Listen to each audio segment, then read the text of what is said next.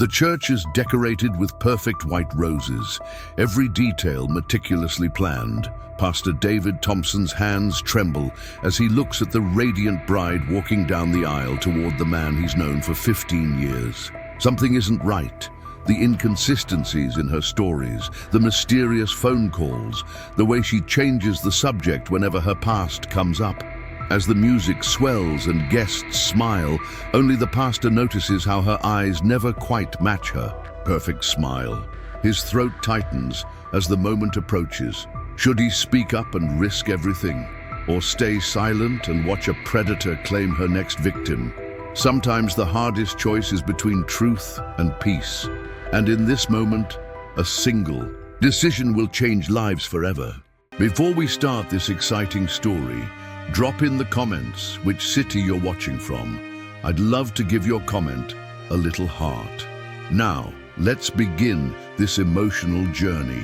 Golden sunlight filtered through the stained glass windows of Community Church of Oakwood, painting Pastor David Thompson's office in hues of amber and crimson. Dust motes danced in the beams of light as he straightened the collar of his shirt, preparing for the pre-marital counseling session that afternoon. 20 years of guiding couples had given him an intuition, a sixth sense about relationships. And something about this one kept him awake at night. "They're here, Pastor," his secretary called through the intercom. David took a deep breath. "Send them in, please." The couple entered hand in hand. Jason Miller, with his confident stride and kind eyes, a local success story whose chain of restaurants had put Oakwood on the culinary map. Beside him walked Emily Parker, slender and elegant, her smile not quite reaching those guarded eyes. "Pastor David," Jason's voice boomed as he extended his hand. "Sorry we're running late. The contractor at the new restaurant location needed my approval on some changes." "No worries," David smiled, gesturing to the chairs opposite his desk. "Please sit. How are the wedding preparations coming along?" Emily tucked a strand of chestnut hair behind her ear. "Everything's on schedule. The florist just confirmed the arrangements yesterday." "That's wonderful." David nodded, opening their file. "Today, I wanted to talk about family dynamics. Many couples find that understanding each other's family backgrounds helps navigate challenges in their own marriage." Jason leaned forward eagerly. "My folks are thrilled about the wedding. Mom's already talking about grandkids," he chuckled, squeezing Emily's hand. "Can't wait for my parents to finally meet Emily's family at the rehearsal dinner." Something flickered across Emily's face. So brief, David almost missed it. A tightening around the eyes, a momentary stillness. "Actually," she said, her voice maintaining perfect composure, "I don't think my family will make it. My parents are traveling abroad. Missionary work." "Oh?"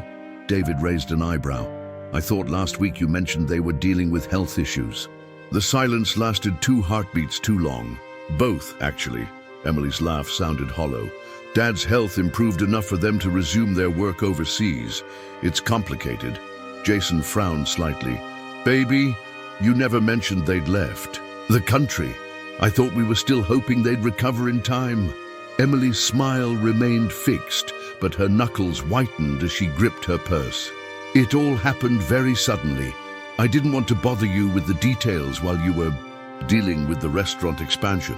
"Emily," David leaned forward, his voice gentle, "marriage is about sharing burdens. There's no such thing as bothering your spouse with family concerns." "Of course," she nodded, then suddenly brightened. "Have you decided on the final menu for the reception, honey? I think we should discuss that instead. It's much more pressing." David watched as she skillfully redirected the conversation, Jason's momentary concern dissolving as he enthusiastically described the 7-course dinner he'd designed.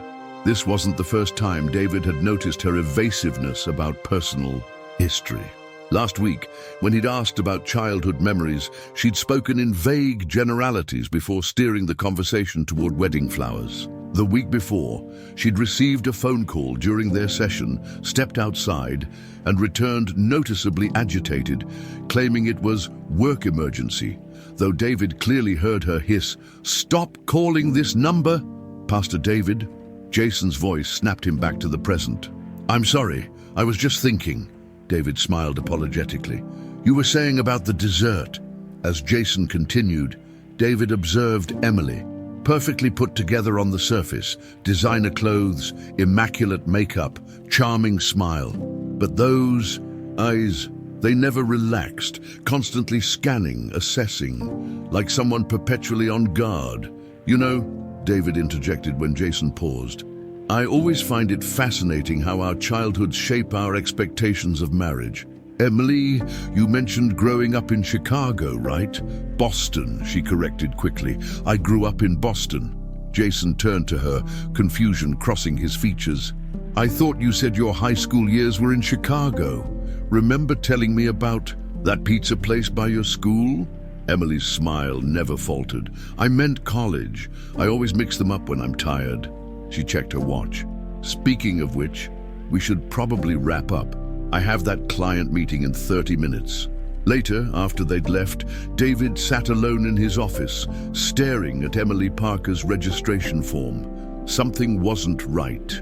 The woman was hiding something significant enough to lie to her fiancé about. He pulled out his notepad, jotting down the inconsistencies. Boston, Chicago, parents missionaries, parents ill, no family attending the wedding. As dusk fell outside his window, Pastor David made a decision that would change everything. With a heavy heart, he picked up the phone. "Detective Morrison? It's Pastor Thompson. I need to ask a favor." The morning air carried a chill that seeped through Pastor David Thompson's jacket as he trudged up the church steps 3 days later. Dark clouds loomed overhead, promising rain, matching the heaviness in his heart. Detective Morrison's preliminary report had kept him awake all night. "Nothing concrete yet," Morrison had said. "But Emily Parker's background checks show some gaps. Her references don't quite add up." David fumbled with his keys, the metal cold against his fingers, when he noticed a figure standing beneath the old oak tree across from the church entrance. A man in a grey overcoat watching, not praying or admiring the architecture, watching. Their eyes met briefly before the stranger looked away, pretending sudden interest in his phone. "Can I help you?" David called out, his breath forming. Small clouds in the morning air. The man hesitated, then crossed the street with measured steps. Close up, David could see the weariness etched into his face. Late 40s perhaps, with faded blue eyes that had seen too much. "Pastor Thompson?" The man extended his hand. "Frank Reeves, private investigator." David's stomach knotted. "You're here about the Miller Parker wedding." It wasn't a question. Smart man. Reeves glanced around. "Mind if we talk inside?"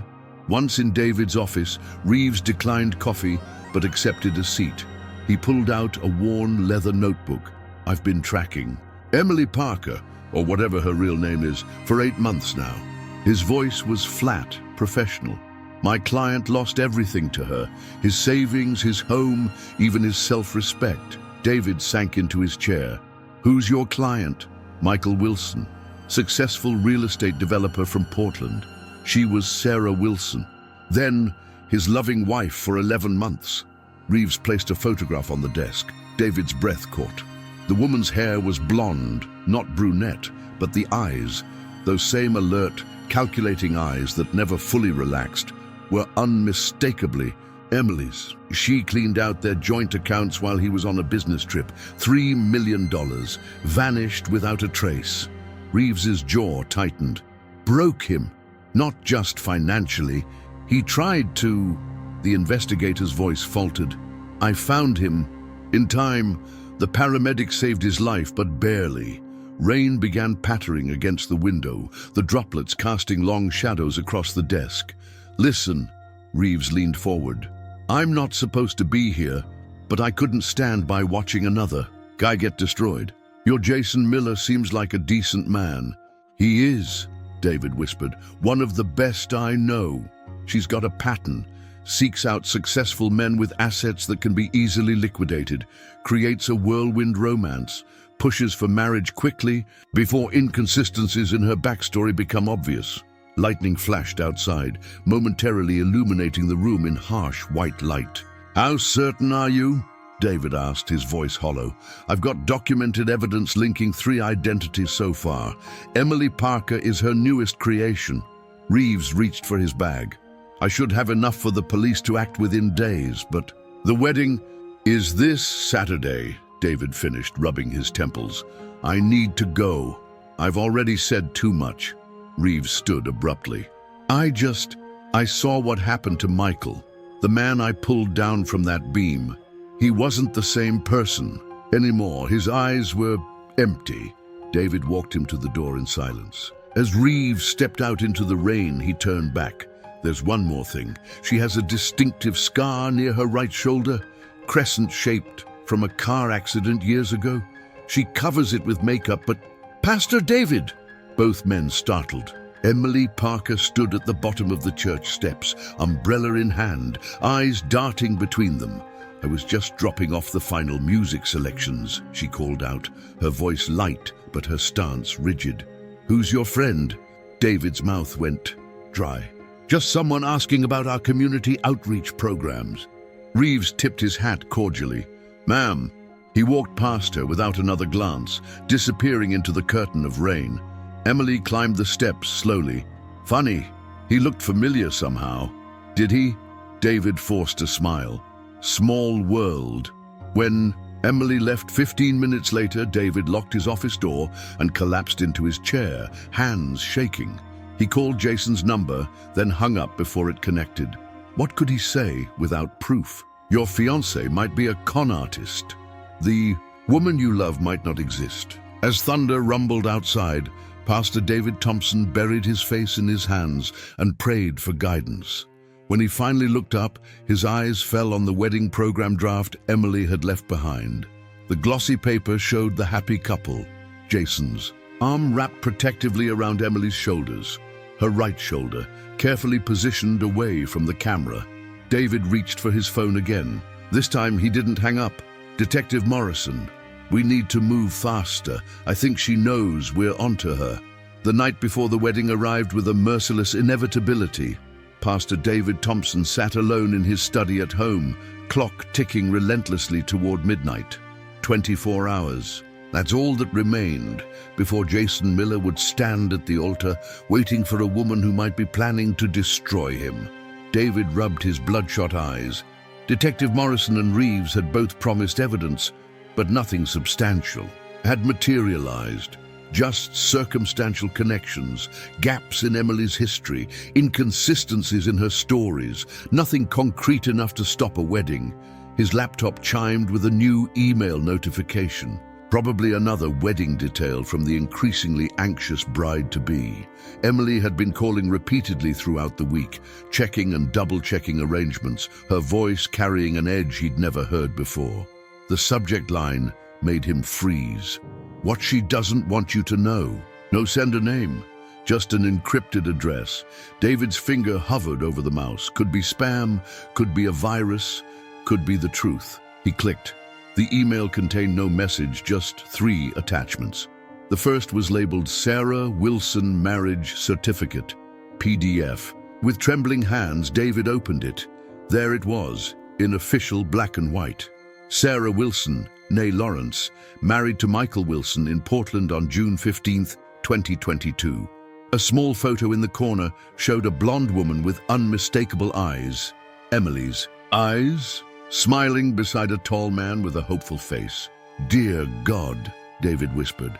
The second attachment was a police report. Michael Wilson reporting the theft of approximately $3 million from joint accounts. The responding officer had noted, "Suspect, wife, disappeared without trace.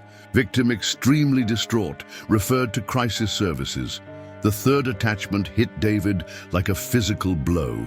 Medical records from Portland Memorial Hospital. Admission date, August 30th, 2022. Patient, Michael Wilson. Reason for admission, attempted suicide by hanging. The notes described severe depression following financial fraud and abandonment by spouse. David's phone rang, shattering the silence. "Jason, Pastor David, sorry to call so late." Jason's voice bubbled with happiness. Just wanted to check if everything's set for tomorrow. I can't believe I'm finally marrying her, you know? After Emily, I never thought I'd feel complete again. David's throat constricted. Again? Oh, Jason hesitated. I guess I never told you I was engaged before, about 5 years ago. She left 2 weeks before the wedding, took it pretty hard. His laugh sounded forced. But that's ancient history. Emily healed everything. She's the one, Pastor. The raw emotion in Jason's voice pierced David's heart. Jason, he started, then faltered. What could he say? Are you absolutely certain about tomorrow? Silence hung between them. What do you mean? Jason's voice had lost its warmth. It's just marriage is forever. It's not too late to postpone. Take more time to... Did she talk to you? Jason cut in sharply. Look, I know Emily's been stressed about her parents not coming, but we've worked through it. Unless there's something specific you're concerned about? It was the opening David needed. Tell him now. Show him the evidence. Then Jason continued, his voice breaking slightly. She saved me, David. After Claire left, I was in a dark place. Really dark. Emily brought me back. I've never been more sure of anything. David closed his eyes, the words dying in his throat. Just pre-wedding jitters on my part, he lied. Everything's ready for tomorrow. After hanging up, David returned to his laptop as a new email arrived from the same anonymous sender. The subject line sent a chill through him. The real Emily Parker. This email contained a LinkedIn profile for Emily Parker, architectural designer at Seattle Design Associates for the past 3 years. The photograph showed a completely different woman, shorter, with red hair and glasses. A final attachment contained a newspaper clipping about a fatal car accident from 2019. Sarah Lawrence, now identified as Sarah Wilson, Emily Parker, had been driving. The passenger, her sister, died at the scene. Sarah sustained a distinctive crescent-shaped injury to her right shoulder. The accident investigation had raised questions about tampered brakes, but nothing was proven. As midnight struck, David's computer chimed one final time. I trust you've received my evidence, Pastor Thompson. My name is Claire Andrews. I was engaged to Jason Miller 5 years ago. I didn't leave him. Sarah Lawrence, the woman you know as Emily Parker, befriended me, then systematically destroyed my relationship with Jason through elaborate manipulations and lies. I've been tracking her since I discovered what she did. She's destroyed at least 3 men's lives that I know of. Michael Wilson was just her latest victim before Jason. I'll be at the church tomorrow with Michael and the police. Stop this wedding. Don't let her hurt him like she hurt us. Attached was a photograph of Claire, the real Claire, holding a newspaper dated yesterday, proving this wasn't some old, recycled image.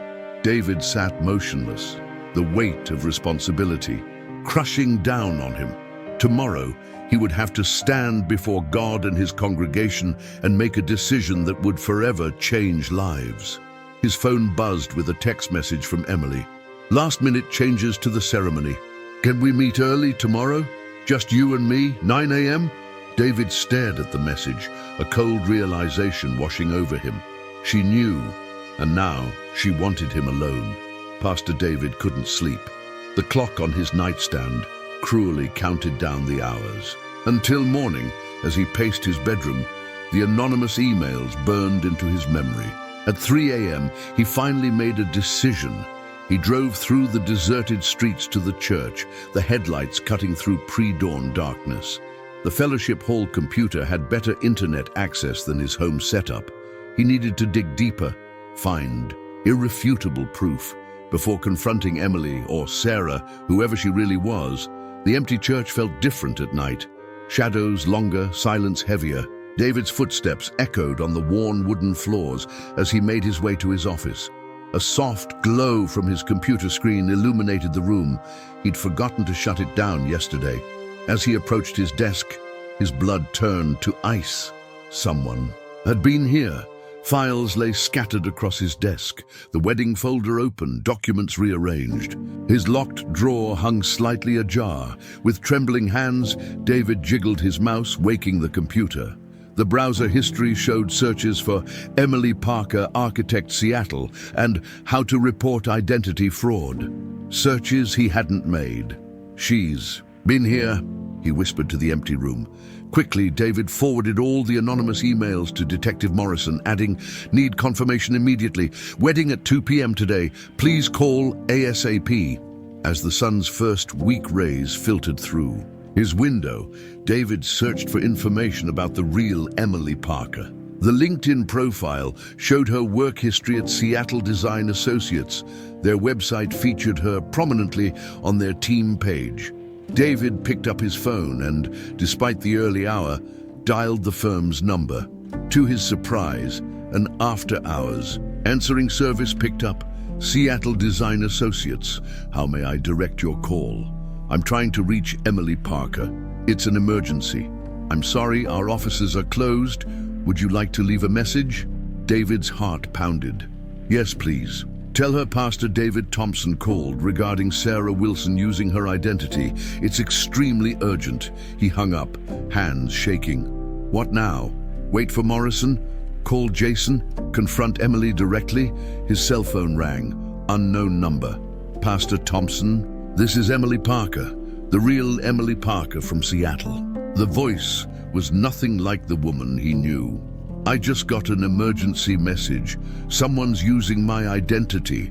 David sank into his chair. "Ms. Parker, I believe a woman named Sarah Lawrence, also known as Sarah Wilson, has stolen your identity. She's about to marry a member of my congregation." A sharp intake of breath. "Oh God, not again." "Again? This is the third time someone's contacted me about this woman. There was a bank in Denver last year, and before that, a real estate office. In Portland, the police said they couldn't locate her."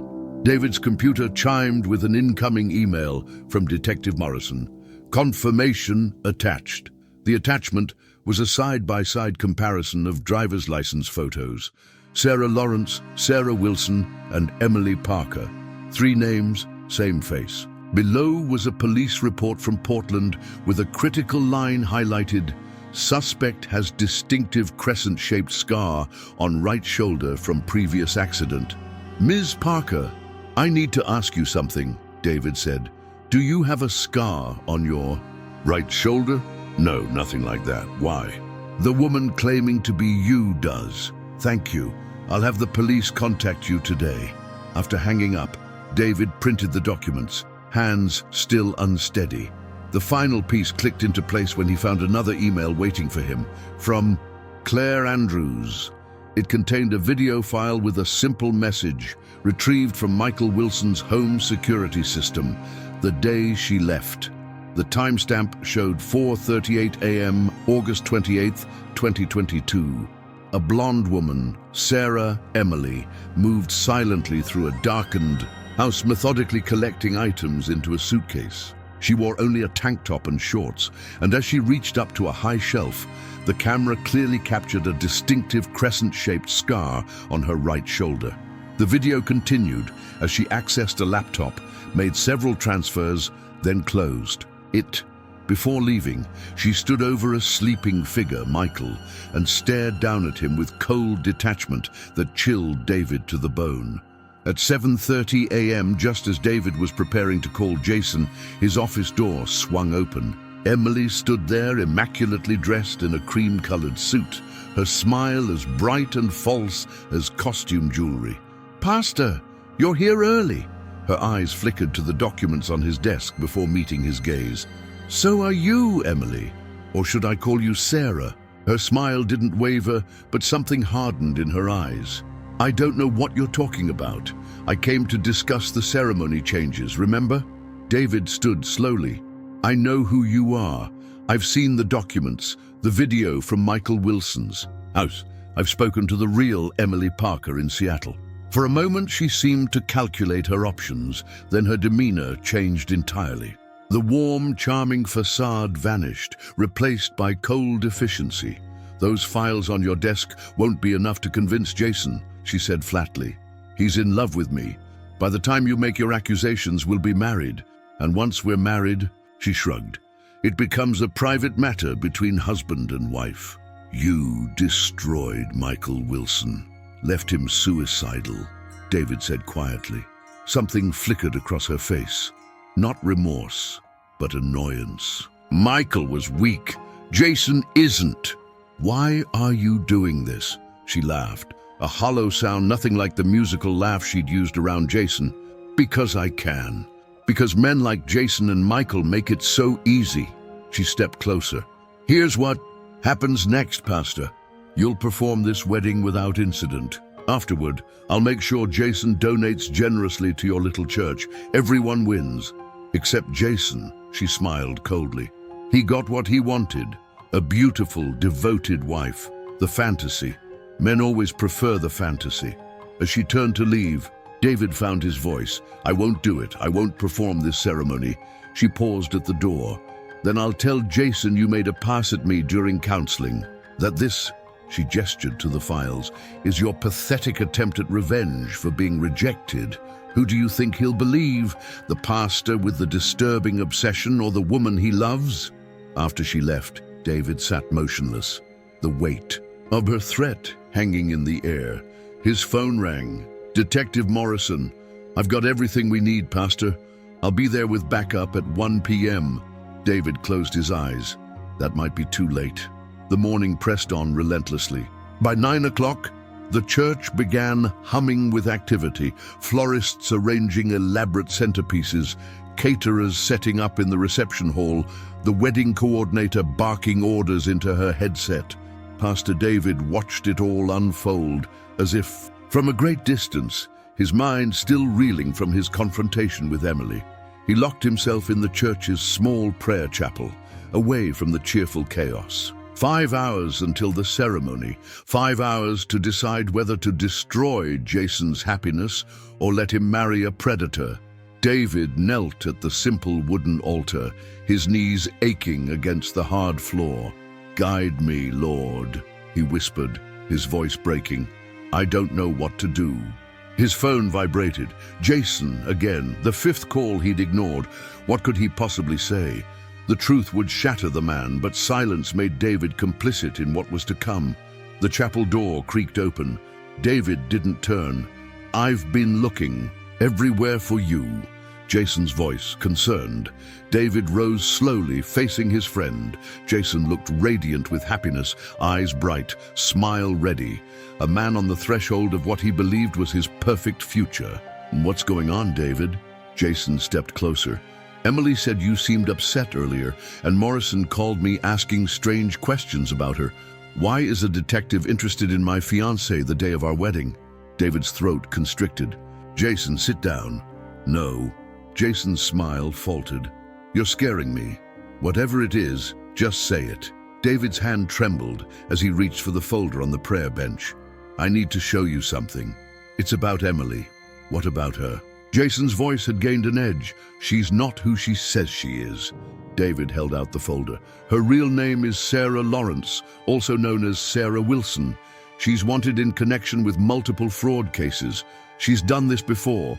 Marriage, theft, disappearance. Jason didn't take the folder. His face hardened. Emily warned me you might do this. David felt the blood drain from his face. What? She told me you've been acting strangely toward her, making her uncomfortable. Jason's eyes narrowed. She didn't want to cause problems, but she was worried you might try to sabotage the wedding. Jason, she's manipulating you. There's proof. From where? Jason cut in. Some anonymous emails. A detective who won't explain why he's investigating. Emily explained everything. She has a stalker from her past, an obsessed ex who keeps trying to ruin her life. That's why she's been so private about her history. David's heart sank. She'd thought of everything. Call Seattle Design Associates, David pleaded. Ask for Emily Parker yourself. The real Emily will answer. Jason shook his head. I can't believe you'd go this far. What is this really about, David? Jealousy? Some misguided protective instinct? Or did you develop feelings for her during counseling? The accusation struck like a physical blow. Jason had been his friend for 15 years, yet he believed this woman he'd known for less than a year over him. I would never. David started. Save it. Jason held up his hand. If you can't support us today, I'll find another minister. He turned to leave, then paused. I thought you'd be happy for me, David. After everything I went through with Claire, the name sent a jolt through David. Jason, Claire didn't leave you. She was driven away. By Sarah, by Emily. Jason's face contorted with pain. Don't you dare bring Claire into this. She abandoned me 2 weeks before our wedding without a word of explanation. It nearly destroyed me. Call her, David urged. Claire Andrews. She's been trying to... Enough! Jason's voice rose to a shout. Claire is dead, David. She died in a car accident 3 years ago. Whatever sick game you're playing, I'm done. David felt the room spin. Dead? But the emails, the photo with yesterday's newspaper? As Jason stormed out, David sank to his knees again. Something was terribly wrong. He dialed Detective Morrison. The wedding's still on, David said when Morrison answered. But there's more. Jason thinks Claire Andrews is dead.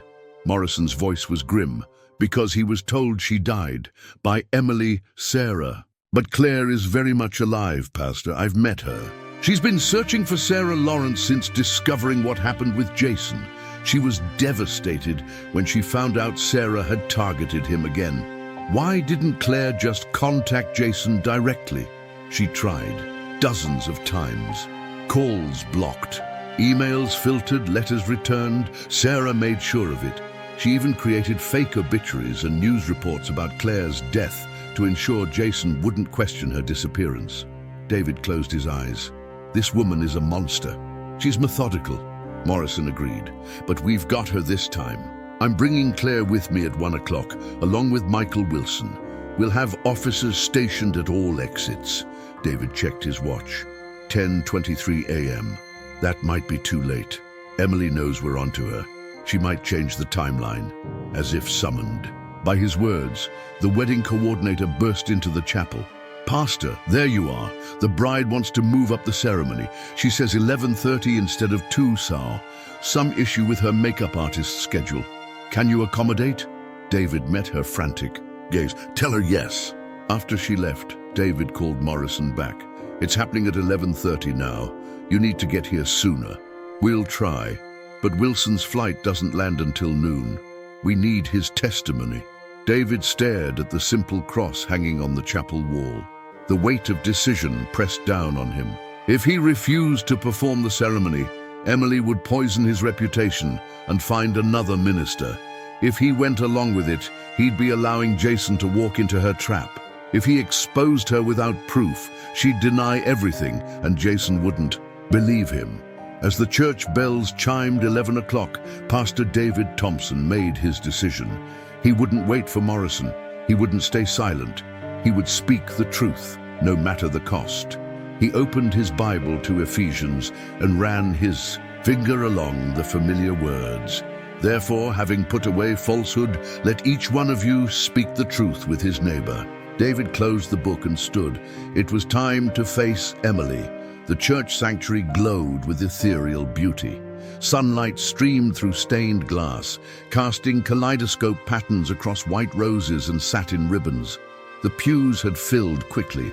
After the last-minute schedule change, friends, family, and restaurant staff who adored Jason crowded the space, their excited whispers creating a gentle hum. Pastor David stood at the altar, Bible in hand, collar feeling unusually tight. His phone, silenced but vibrating insistently in his pocket, would be Morrison trying to reach him. Too late. The wedding march had already begun. Jason stood beside him, beaming with anticipation. He'd barely spoken to David since their confrontation. In the chapel, maintaining a cold politeness that cut deeper than any angry words could have. She's perfect, Jason whispered, eyes fixed on the doors at the back of the sanctuary, waiting for his bride to appear. After today, my life will finally be complete. David felt physically ill. The evidence folder sat hidden beneath his Bible. On the pulpit, would he really do this? Cause a scene in front of hundreds of witnesses, break his friend's heart publicly? The organist transitioned to the bridal march. The doors swung open. Emily appeared, radiant in ivory lace, her smile triumphant as she glided down the aisle on the arm of Jason's uncle, who had agreed to give her away in the absence of her missionary parents. David watched her approach, seeing beyond the angelic facade to the calculating predator beneath. Her eyes met his briefly, a warning glint in them. She had won, and she knew it. The ceremony began. David's voice sounded distant to his own ears as he welcomed the congregation, speaking words about love and commitment that now felt hollow. Jason gazed adoringly at Emily throughout, completely ensnared. "Marriage is not to be entered into unadvisedly or lightly," David recited, his throat constricting around the words, but reverently, deliberately. Emily's smile never faltered, but her eyes remained cold, watchful. As David reached the familiar words, time seemed to slow. "If anyone can show just cause why this couple cannot lawfully be joined together in matrimony, let them speak now or forever hold their peace." The traditional moment of silence followed. David's heart hammered against his ribs. Now. It had to be now. He opened his mouth, but before he could speak, the heavy church doors burst open with a thunderous bang that echoed through the sanctuary. Every head turned. A man stood in the doorway, haggard, thin, with haunted eyes sunken deep in a pale face. Detective Morrison flanked him on one side, and on the other stood a slender woman with auburn hair. "Stop this wedding," the man called, out, his voice raw with emotion. "That woman is not Emily Parker. Her name is Sarah Wilson. She was my wife." Gasps rippled through the congregation. Emily's face drained of color, then quickly recovered. "Jason." She clutched his arm, her voice trembling perfectly. "That's him. The stalker I told you about. Please, make him leave." But Jason stood frozen, staring at the woman beside the man. "Claire?" he whispered, barely audible. Claire Andrews stepped forward. "It's me, Jason. I never left you. She made you believe I did. She made you believe I was dead." Emily's eyes darted toward the side exit. Two uniformed officers moved to block it. "This is ridiculous," Emily laughed, but there was a brittle edge to it now. "Jason, you can't possibly believe these people. We're in the middle of our wedding." Jason turned to her, confusion and doubt clouding his features for the first time. "You told me Claire died in a car accident. You showed me the obituary." I thought she had," Emily stammered. "I must have been mistaken. It was someone with a similar name." Michael Wilson moved closer, supported by Morrison. His legs seemed barely able to hold him. "Show them your shoulder," he said, voice hollow. "Show them the scar from the accident that killed your sister, the accident you caused." The sanctuary had fallen completely silent. Hundreds of eyes focused on Emily, who clutched her bouquet like a shield. "This is absurd," she hissed. "Jason, are you going to let them ruin our special day with these lies?" Pastor David stepped forward, opening the folder on his pulpit. "It's over, Sarah. We have the documentation, driver's licenses in 3 different names, marriage certificate to Michael Wilson, police reports. The real Emily Parker in Seattle confirmed everything." Jason stared at Emily, devastation slowly, replacing confusion. "Is it true? Just tell me the truth, please." For a moment, something almost human flickered across her face. Regret, perhaps, or simply calculation of her remaining options. Then her features hardened. "You're all pathetic," she spat, dropping the bouquet. "So desperate for love, you'll believe whatever pretty story you're told." She turned to Jason, her voice cutting. "You were the easiest mark of all. So broken after your precious Claire left that you never questioned anything, just grateful. Someone wanted you." Jason recoiled as if slapped. "What did you do to make Claire disappear?" "Doesn't matter now, does it?" Sarah smiled coldly. "I already moved most of your money. The transfer's completed this morning. You should choose more complex passwords, darling." A commotion at the back of the church interrupted her. The florist was pointing frantically towards Sarah, screaming, "That's her! The woman who ruined my brother in Cincinnati. She was blonde then, called herself Rebecca." More voices joined in, a distant cousin of Jason's, a college friend, all with similar stories. Sarah's expression changed, the composed mask slipping to reveal something feral underneath. "None of you can prove anything," she snarled, backing away from Jason. "Actually," Morrison stepped forward, holding up his phone, "we can. Michael's security footage shows your distinctive scar. Would you care to show it to the congregation, or shall I play the video?" Sarah lunged toward the nearest exit. The officers moved to intercept her, but she was quick, slipping between startled guests. Pastor David watched as Jason stood paralyzed at the altar, his world collapsing around him. Claire approached him cautiously, years of pain and longing etched on her face. As the chaos unfolded, David met Jason's devastated gaze across the sanctuary. The truth had been spoken, but at what cost? Sarah's path to the side exit was suddenly blocked as more officers entered the church. Trapped, she spun around, her wedding dress swirling like a pale cyclone. The sanctuary had erupted into chaos, confused guests standing, pointing, whispering, some even filming the unfolding drama.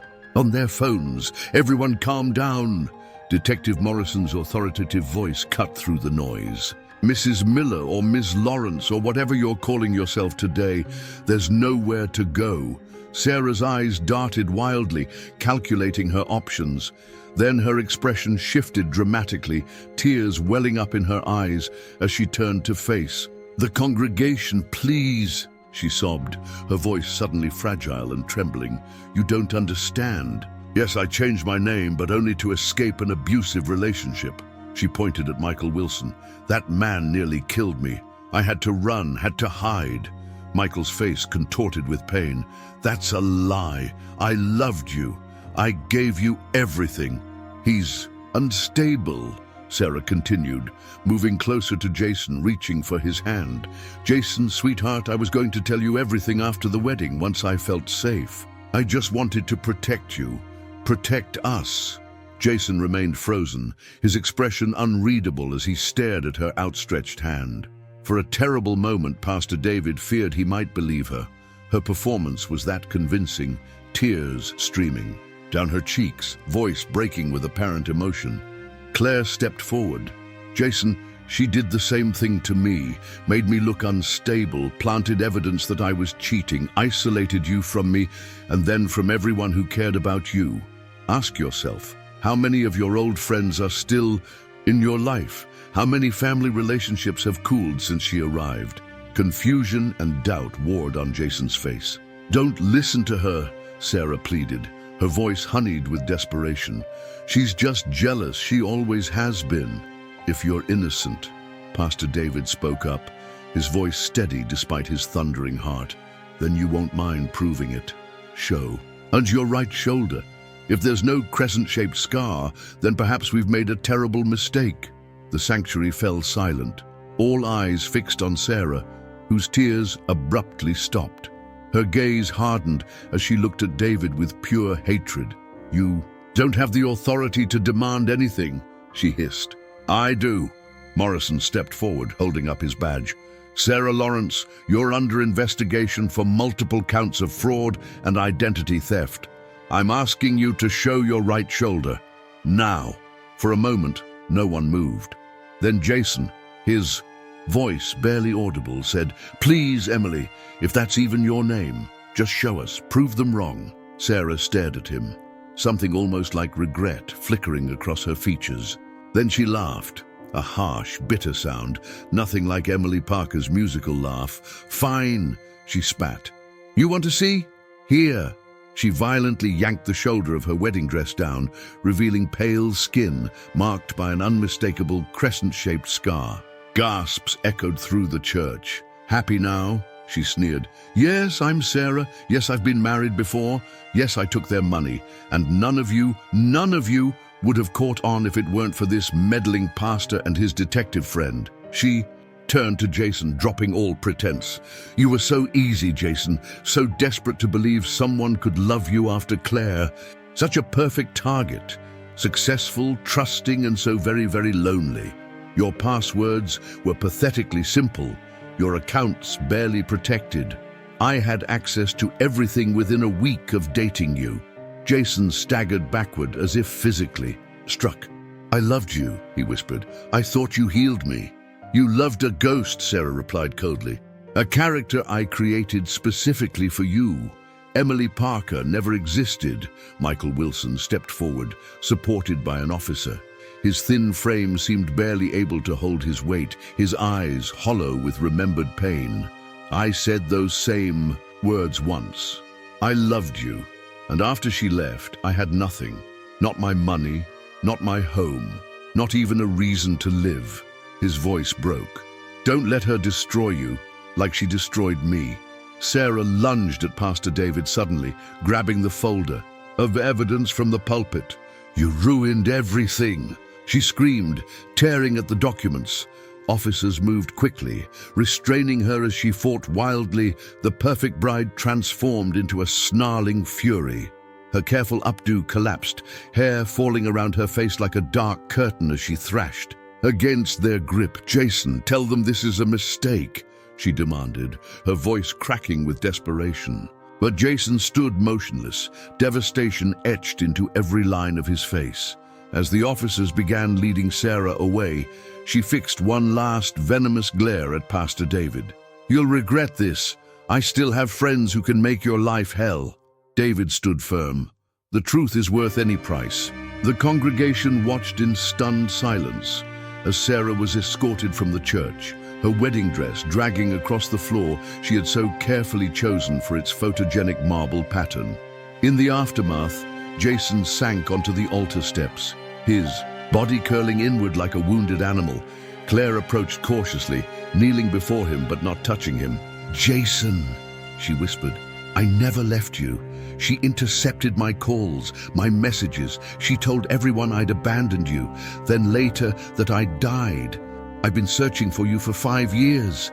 Jason looked up, his eyes red-rimmed, voice hollow. "She made me believe you'd betrayed me.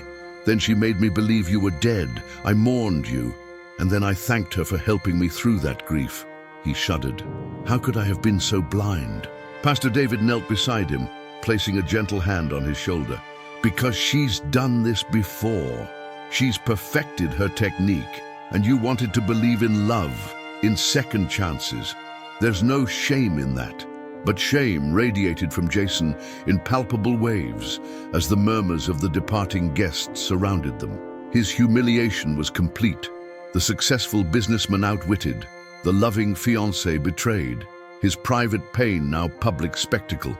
"She already transferred most of my money," he said dully. "The restaurants, the house, the investments, it's all gone, isn't it?" Morrison approached, his expression grim. "We'll do everything we can to recover what was taken, but she's had months to hide the money. These cases are difficult." The church emptied gradually, leaving just a small circle around Jason. Pastor David, Claire, Michael, and Detective Morrison. Outside, flashing police lights illuminated the stained glass windows with surreal pulses of blue and red. Jason looked up at Michael, recognition dawning. "You're not the first, and I'm not the last, am I?" Michael shook his head slowly. "There were others before me, and if she'd succeeded today, there would have been more after you." "How do you go on?" Jason asked, his voice barely a whisper. "When everything you believed was a lie." Michael didn't answer immediately. When he did, his words hung heavy in the silent church. "I'm still trying to figure that out." The reception hall stood eerily perfect, tables elegantly arranged with untouched centerpieces, champagne chilling in silver buckets, a 5-tier wedding cake that would never be cut. 2 hours after Sarah's arrest, Pastor David wandered through this monument to shattered dreams, his footsteps echoing in the empty space. Detective Morrison found him there, loosening his tie as he approached. "She's not talking," Morrison said, "except to demand a lawyer, but we've got enough to hold her. The forensic accountants are already tracing the money transfers." David nodded wearily. "How much did she take?" "Preliminary estimate is around $4 million. Nearly everything Jason had." Morrison's expression darkened. She's been planning this for almost a year, opening offshore accounts, creating shell companies. She had a plane ticket to Buenos Aires for tomorrow morning. Where is Jason now? At the station, giving his statement. His friend Marcus is with him and Claire. Morrison hesitated. What about Claire? She tried to talk to him, but he wasn't ready. 5 years of believing she abandoned him, then finding out it was all orchestrated by Sarah. It's too much to process at once. David sank into a chair meant for a wedding guest. And Michael Wilson? Back at his hotel. That man's been through hell. After Sarah cleaned him out, he lost his house, his job, ended up living in his car before his sister took him in. The suicide attempt left him with physical injuries that still haven't fully healed. Morrison sat beside David. You did the right thing, Pastor. If this wedding had gone through, Jason might have ended up in the same dark place, or worse.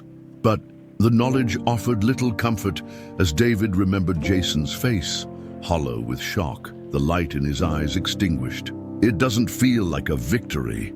Around 8 that evening, David's doorbell rang. Jason stood on his porch, still wearing his wedding suit, though the tie was gone and the collar unbuttoned. His eyes were red-rimmed, his face haggard. Can I come in? His voice was rough, as if he'd been screaming or crying for hours. David led him to the living room. Jason moved like a sleepwalker, collapsing onto the couch as if his legs could no longer support him. The police confirmed it, Jason said flatly. She emptied most of my accounts this morning. My business line of credit, too. The restaurants are essentially bankrupt. David sat across from him, silent, letting him speak. 15 years of work, gone just like that. Jason's laugh held no humor. You know what's truly pathetic? Even now, knowing what she is, part of me still misses her. The her I thought I knew.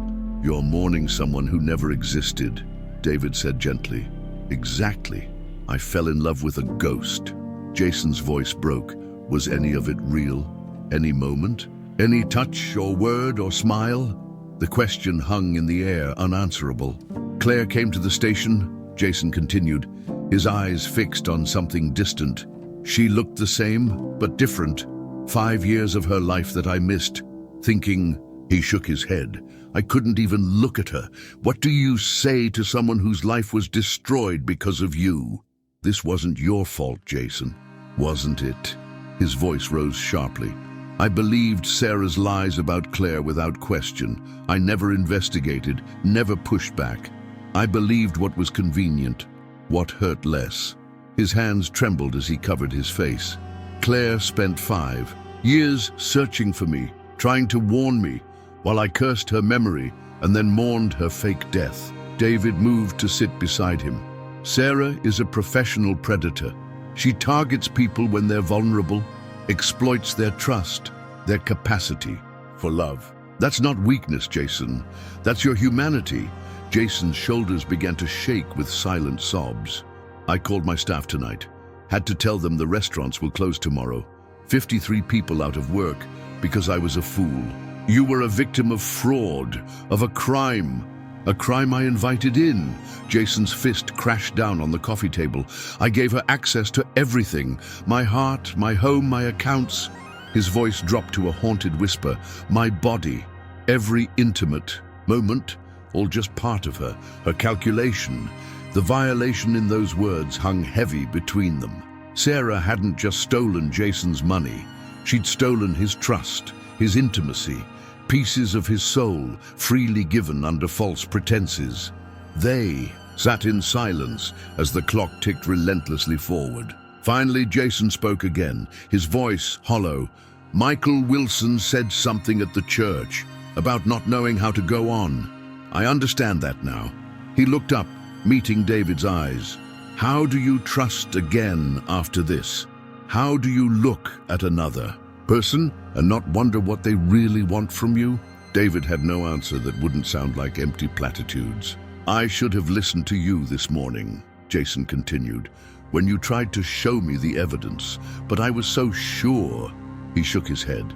She told me you were jealous, that you'd always had feelings for her, and when she rejected you, I know. David said quietly. She threatened to say the same to the congregation if I tried to stop the wedding. Jason's expression crumpled with fresh pain. I'm so sorry, David. After 15 years of friendship, I believed her over you within minutes. That's how good. She is at manipulation. She identified the people who cared about you and systematically isolated you from them. The doorbell rang again. David found Detective Morrison on his porch, with Claire Andrews beside him. Sorry to intrude, Morrison said, but Ms. Andrews insisted on seeing Jason. Said she'd wait all night if necessary. Claire stepped forward, her eyes pleading. Please, Pastor. 5 minutes. David hesitated, then nodded, leading them to the living room where Jason had risen to his feet, tension radiating from every line of his body. I'll give you privacy, David said, but Jason grabbed his arm. Stay, please. Claire stood in the doorway, her hands twisting nervously. The 5 years of separation hung between them like a physical barrier. Jason, she began, her voice trembling slightly. I never stopped looking for you, never stopped loving you. Even when my emails bounced back, when my calls went unanswered, when mutual friends told me you wanted nothing to do with me, she intercepted everything, Jason whispered. Made me believe you'd left without a word. I know that now. Claire took a hesitant step forward. I'm not asking for anything, Jason. I just needed you to know I fought for us. For 5 years I fought, Jason's face contorted with fresh pain. I didn't. I believed the worst about you and moved on. I failed you. Their eyes held across the room, two people irreparably changed by the same manipulative force standing. In the wreckage of what might have been, we both lost 5 years, Claire said softly. Let's not lose another minute blaming ourselves for what she did to us. 1 year later, Pastor David stood in the back of a hotel conference room watching, with quiet pride, as Jason Miller addressed the crowd. Gone was the broken man who had collapsed on his couch that terrible night. In his place stood someone different, not healed completely perhaps, but stronger in the broken places. Romance fraud doesn't just take your money, Jason said, his voice steady as he faced the audience of law enforcement officers, counselors, and fellow victims. It steals your trust, your self-worth, your ability to see the world as anything but a threat. I lost $4 million to Sarah Lawrence. But what hurt more was losing faith in my own judgment. The Trust Again conference was Jason's creation, funded by what little he'd managed to recover when authorities froze some of Sarah's offshore accounts. 3 of his restaurants had closed permanently, but he'd salvaged one, renaming it Second Chance, and staffing it with fellow fraud victims rebuilding their lives. The hardest part, Jason continued, was accepting that I couldn't have seen through her deception. Con artists like Sarah Lawrence don't just manipulate emotions, they're architects of elaborate false realities. They isolate you, gaslight you, make you doubt everyone but them. In the front row sat Michael Wilson, noticeably healthier than a year ago, nodding in understanding. Beside him was Claire Andrews, her eyes never leaving Jason as he spoke. The complicated dance between Jason and Claire had been painful to witness. Their first tentative coffee meeting had ended with Jason walking out, overwhelmed by guilt and confusion. The second attempt had dissolved into tears on both sides, but they had persisted, 2 wounded souls trying to salvage something from the wreckage Sarah had left. Recovery isn't linear, Jason explained to the audience. There are days I still wake up looking for her before remembering none of it was real. But here's the truth I've learned. What happened to us doesn't make us fools. It makes us human. After the presentation, David found Jason surrounded by attendees sharing their stories. The weight of their collective pain was palpable, but so was something else. The relief of being understood, of not being alone in their shame and grief. Later, as they walked to the parking lot, David asked the question he'd been holding back. Have you decided about the prison visits? Jason's jaw tightened. Sarah Lawrence had been sentenced to 12 years for multiple counts of fraud. She'd written to Jason repeatedly from prison, her letters alternating between apologies and subtle manipulations. I'm going next week, Jason said finally. Not for her, for me. I need to see her as she really is, not as the ghost that still haunts my dreams. Are you sure that's wise? Probably not, Jason admitted with a grim smile. But healing isn't always wise, is it? Sometimes. It's messy and painful and doesn't make sense to anyone else. As they reached Jason's car, Claire approached, her smile tentative but warm. The careful friendship rebuilding between them was perhaps the most remarkable outcome of the whole ordeal. Ready for dinner? She asked Jason, then nodded to David. You're joining us, right, Pastor? David watched them. Two people who had survived the unimaginable now standing side by side. Not the same as before, but perhaps stronger for having been broken. What Sarah never understood, Jason had said during his speech, is that while trust can be shattered in an instant, true healing happens in the community, in the messy, imperfect human connections that can't be faked or manipulated. As they walked toward the restaurant, David reflected that perhaps this was the real redemption, not the absence of pain, but the courage to remain open despite it, to choose trust again, knowing full well its risks. The women's correctional facility loomed grey and imposing under stormy skies as Pastor David pulled into the visitors' parking lot. 3 years had passed since Sarah Lawrence's sentencing. 3 years of slow, painful healing for those she had left in her wake. David hadn't planned to come today. This was Jason's journey, not his. But the phone call he'd received last night had changed everything. She wants to see you, Jason had said, his voice tense. Says she won't speak to me again until she talks to you first. In the sterile visiting room, Sarah looked nothing like the radiant bride who had nearly destroyed so many lives. Prison had stripped away her carefully constructed beauty. No makeup to hide the crescent scar on her shoulder. No designer clothes to project success. No gleaming jewelry to distract from the coldness in her eyes. Pastor Thompson, she nodded as he took the seat across from her. Still saving souls. Still trying, David replied evenly. Jason said you wanted to see me. Sarah's mouth twisted into something between a smile and a grimace. I wanted to see the man who ruined everything, the only person who saw through me from the beginning. That's not why I'm here, Sarah. No? She leaned forward. Then why? Curiosity, schadenfreude, or are you here to forgive me like a good little pastor? David met her gaze without flinching. I'm here because Jason asked me to come, because despite everything you did to him, he's still trying to understand. Something flickered across Sarah's face. Not remorse exactly, but perhaps its distant cousin. He visits every month, brings pictures of his life, tells me about his recovery programs. As if I care. She looked away. He's with her now, isn't he, Claire? They're engaged. The wedding is next spring. Sarah laughed, a hollow sound. How poetic. The villain is punished. The lovers reunited. Everyone gets their happy ending. Her eyes hardened. Except Michael Wilson. Did you know he tried to kill himself again last year? Your miracle recovery wasn't so miraculous after all. The news hit David like a physical blow. I didn't know. Of course you didn't. Because once the crisis is over, once the wedding is stopped and the villain is locked away, everyone moves on. But some damage can't be undone, Pastor. For the first time, David glimpsed something genuine behind her mask. Not compassion for Michael, but a bitter recognition of irreversible consequences. Why did you do it? David asked quietly. Why Jason? Why any of them? Sarah studied him for a long moment. Because I could. Because they wanted so desperately to be loved that they ignored every warning sign. Her voice dropped. Because their need made them weak. And I've never had that luxury. When David left the prison, rain was falling. A gentle, cleansing downpour that seemed to wash the facility's grayness into sharper contrast.